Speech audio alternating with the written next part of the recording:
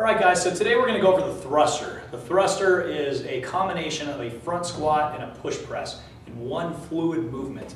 It's a kind of an interesting movement for a variety of reasons, and we'll just go ahead and get right into it. So Chris here is going to demonstrate the thruster. So the grip width is going to be it's going to be the same width as you would have for a front squat or a clean, which follows kind of the same thing, right? So see how his hands are a little bit outside his shoulders. He can even slide them in more if he wants to, but it depends on elbow flexibility and mobility. But this looks pretty good.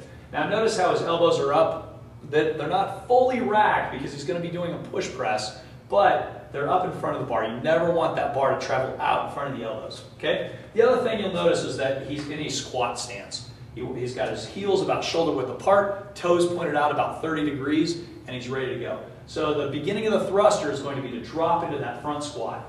Now at the bottom, you see how his knees are buckled in just a little bit. I'm going to want him to push those knees out a little bit harder. There he goes. He's feeling it back in those glutes, right? Because he's trying to really pull those knees out, keeping that elbow upright, and he wants his heels flat on the ground. So now he's ready to go. He's going to drive up hard, press that bar up overhead, and really push that head through at the top to get that bar right over the frontal plane. That looks pretty good. So I'm going to go ahead and have you set that down. Let's grab just a 45-pound bar, have you turn sideways and demonstrate a few of the side profile positions.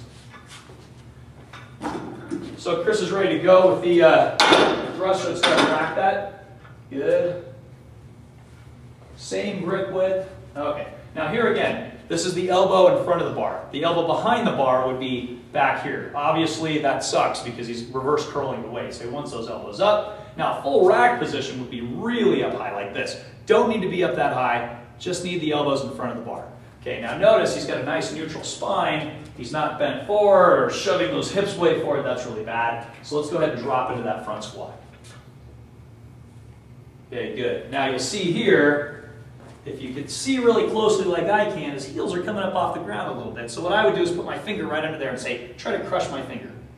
There we go. Now he's dropping those hips back. He's getting that weight right where it needs to be. Good posture, good lumbar. And now let's drive up overhead. Good. And so you can see here the bar is right over his frontal plane. That's a finished position. That's the thruster. If you can't do that range of motion, then the weight's too heavy, but that looks good, Chris. And that is the thruster.